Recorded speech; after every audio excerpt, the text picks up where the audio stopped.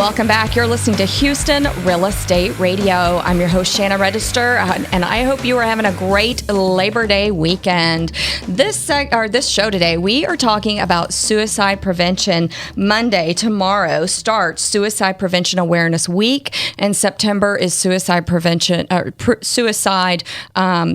Awareness Month. And so we are dedicating our whole show today to suicide prevention. And, nobody can prevent suicide except the person who's contemplating it. So, this show is just to raise awareness. This isn't to say that what we're doing is going to keep anybody from doing anything. This is just raising awareness. And that's the big thing that the real reason why we're doing this is to raise awareness among all age groups, because there are so many types of depression that lead to suicide. You've got postpartum depression. You've got a lot of veterans with depression. You've got students with depression. It's just, we have a nationwide crisis right now. Our economy's gotten better. The war is, over for the most part. And yet, year over year, we have suicide rates increasing in our country, and I feel like this is a huge issue. We need to raise awareness and lower these statistics. Every life counts, every life matters, and I want this to get better. So right now in the studio, I've got Beth Gilleland with me, and Beth her official title is Instructional Officer for Guidance and Counseling. She works for Klein ISD and has really done a lot in their school district to raise awareness, as a lot of school counselors are doing across the nation, not just in Texas, but across the nation, because it's a nationwide issue. So I'm talking with her because she's got some good insight into teenagers, especially. We know that 15 to 24-year-olds, suicide is the second leading cause of death right now in our nation. And for the younger students, Beth, you were telling me even 10 to 14-year-olds, it's the third leading cause of suicide. Yes, unfortunately. And that's really that's surprising to me, that 10 to 14-year-old, that is very young. It is. And fortunately, the rates of death are fairly low in terms of numbers of children who actually pass away, but it's still a leading cause. Yeah, it's a leading cause because students that age don't die very often. Correct. I mean, that age group just doesn't die, right? Unless it's in a car, right. A disease or a car accident. It's rare. So, right. All right. So let's talk about special programs that are in your school district for students that are having emotional issues, or for other students who think they know someone who may be at risk for this. Let's talk about the programs that you guys have in place. Right. And I would love to talk first about one of the programs we have actually beginning at the intermediate schools. And we've always had some programs there, but we've really beefed that up this year. Okay. Excuse me. And that's your 10 to 14-year-olds, right? It is. That's it certainly intermediate. Is. Okay. And so one of the things that we've done is create what is called a character education hub. Okay. And so within that character education hub is actually a set of social skills lessons, because as we go through the different statistics like risk factors, protective factors, and then signs, one of the things that you're going to see is that social skills and the ability to interact with others will really beef up protective factors for children. So things like problem solving and peer conflict resolution can really go a long way to eradicate some of the risk factors. So those are just coping skills. Absolutely. Coping skills that will build to that resilience. Okay. And resilience is really because don't you think that a large reason why someone would do this to themselves is because they don't think they can get through it? Absolutely. Whatever it is seems so big, they can't get past it. You are absolutely And this is their correct. Only way out. That's correct. As adults, we go through so much in life that when bad things come out of us, we've realized we'll get through it. It sucks, but we'll get through it, right? That's right. But students don't necessarily have those coping skills. They haven't lived long enough to realize they can get through it. That's right. All that they know at that moment is that they're having some kind of what they would describe as unbearable pain, and they're looking for some way to end the pain. And unfortunately, kids just don't understand that that's a permanent solution to a temporary problem that adults do grow to understand. Yeah. Wow. All right. the programs that y'all have in Klein ISD. Right. And so starting with that character education program and social skills, actually, I'm so proud of the resources that we have in Klein because we really do take their social emotional needs seriously. So starting with, I actually have to start with the classroom teachers. And so they're on the front lines working with the students and noticing all of those different types of behaviors that we'll discuss in a little while. And then moving past that, we have another what I call a layer of support. So we have our counselors who are, very well trained in the social emotional needs and working with students with not only academic situations, but more importantly, sometimes those social emotional needs.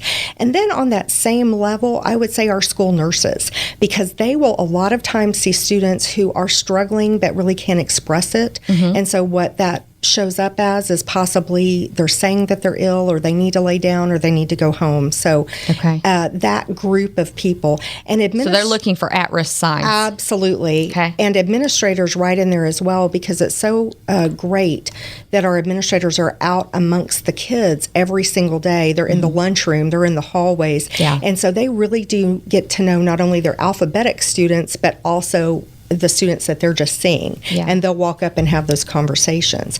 Now, in the high schools, so that age 15 and up, we have another layer of support that we've put in within the last several years. So we began with what was called a graduation advisor, and they're a trained counselor.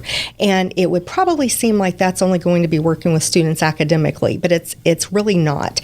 It's actually working with those very, very high-risk students who are at risk of possibly dropping out. But as you'll see, that's really one of the big risk factors in a child taking their life is when they're not having success in school. Okay. So we have graduation advisors, and within the last 2 years, we've added another incredible layer of support called behavior specialist.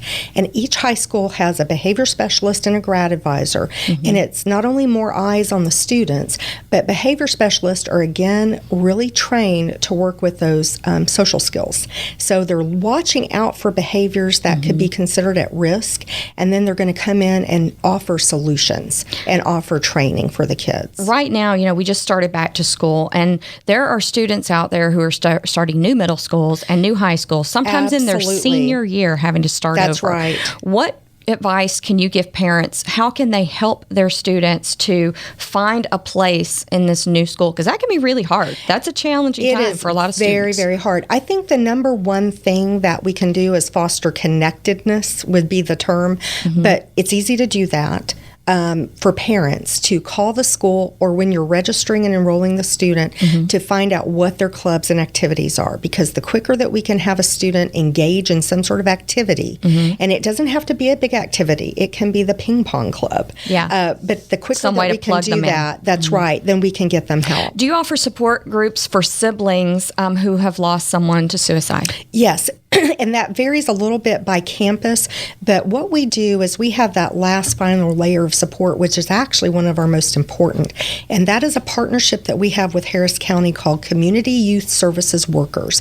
We call them KYS workers for short. Okay. And what they are trained social workers, and so when necessary, they will set up the groups of students who need to meet. It really depends on the need of that year. If we haven't had any situations of students going through that situation, we'll focus on other areas of at-risk behavior, but we certainly can bring in students who need to be in groups and work with others. Let's talk real quickly about Senate Bill 2186. Absolutely. We're so excited that this came along because we've had suicide prevention awareness in the schools for a long time. However, what we have added with this bill is the legislature has said every single school professional will be trained in suicide prevention awareness. So it gives us an augment to what we have existing, and they provided 3 wonderful programs for us to utilize with our staff.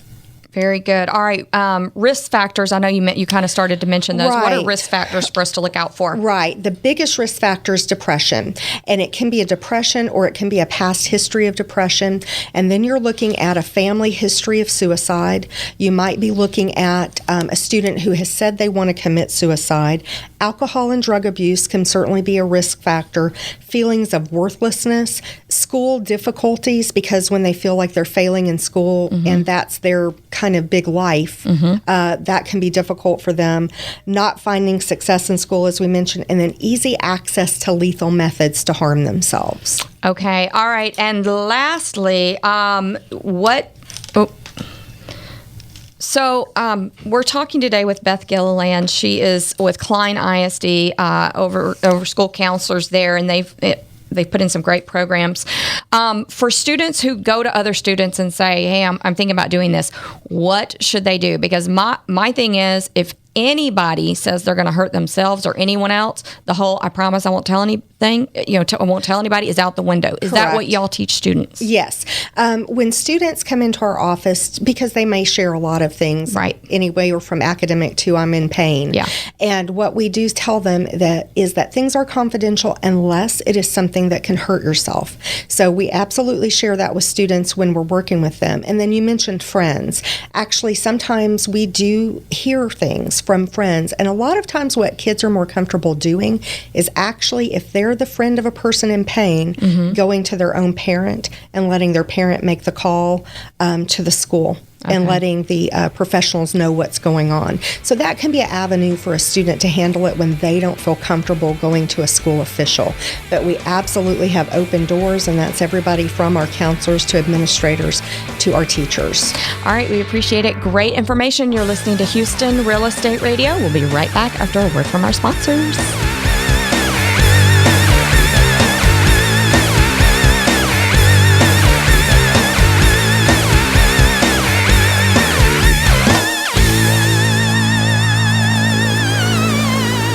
People often find themselves in need of storage and moving, but don't want the hassle and stress. Sound familiar? Well, at Zippy Shell, we make storage and moving easy. Zippy Shell will deliver a storage container to your home or business. You load it at your leisure, and we'll take it to one of our safe, convenient storage facilities, or ship it to your final destination. We treat your stuff like it's our stuff, because we understand you're not just giving us your belongings, you're giving us your trust. Zippy Shell. Storage and moving that makes life simple.